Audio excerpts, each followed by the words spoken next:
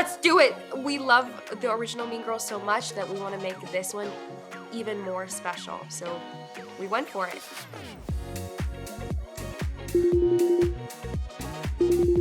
Awesome. I'm Alexis with Young Entertainment. Hi, Alexis. Hi, how are you? You look amazing this morning. Thank you so much. I feel great. How are you?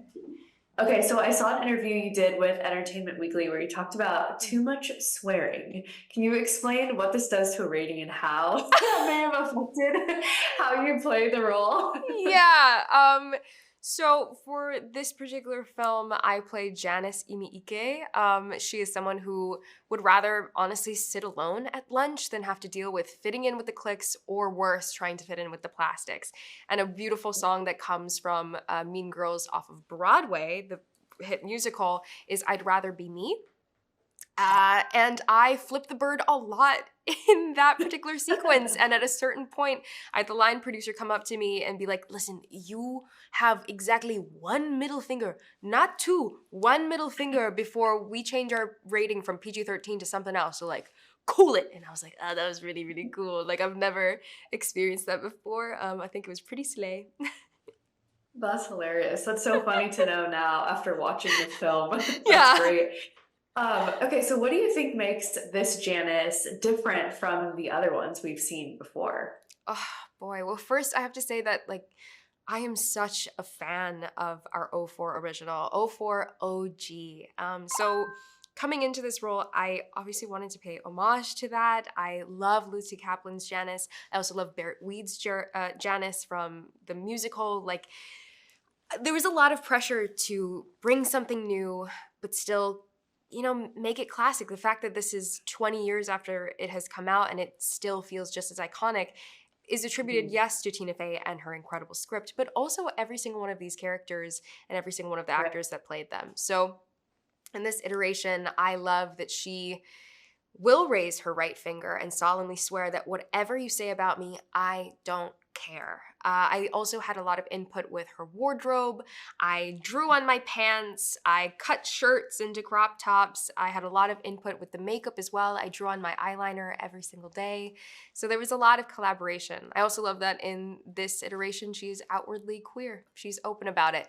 The Lebanese lesbian joke was very funny, but now we get to reclaim it. Yes, you can call me Pyrolez. I am a hot lesbian.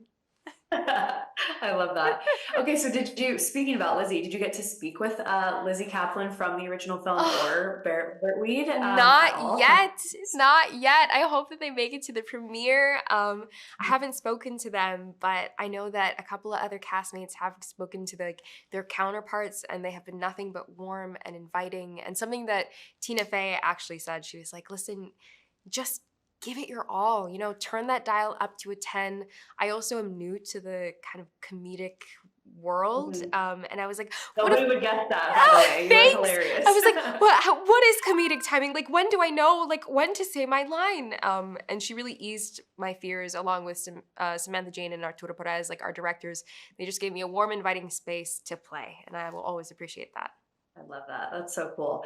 Okay, you kind of touched on, Janiss's makeup. So what do you think Janiss's Get Ready With Me routine is? Ooh, well, shout out to George and Therese, my makeup and hair respectively. I'd like to say that it's easy, 30-minute makeup. I was in the chair for an hour and a half. Let's be so for real. My routine has gotten shorter as I have shaved off all my head, kept the personality with the pink, but getting into the makeup was kind of, an ordeal. We would share Pinterest boards back and forth, George and I, the makeup artists, and then drawing on that eyeliner no coffee beforehand, you know what I mean? Otherwise you'll get shaky fingers. So yeah, it was really fun. That's so cool. Okay, so after working on Moana and now Mean Girls, do you have a favorite warm-up that you do before singing or any types of tools that you use to get your voice, where it needs to be? Oh, that's so funny. I mean, we see it in, High School Musical, but this is a favorite. It's a lip trill.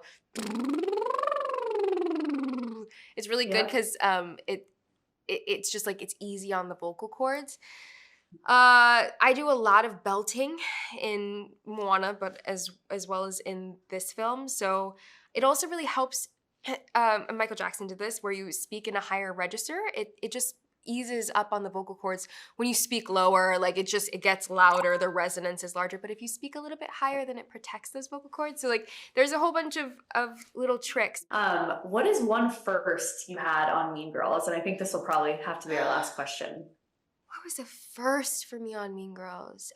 This was one of the first times I've had to worry about choreography, live vocals, lip syncing, as well as working with our camera operator, Ari, who was on Steadicam. So he was running along with me as I sang my musical numbers and remembering to hit my marks while also, acting at the same time. Like it was a lot. And as I just made my West End debut, I suppose last year now, that's crazy. I made my West End debut not too long ago, and that was the first time that I felt out of my element. Like I was doing things that scared me. And part of this film scared me, but I think that's also why it came out so well, is because everyone just decided, let's do it. We love the original Mean Girls so much that we want to make this one even more special. So we went for it.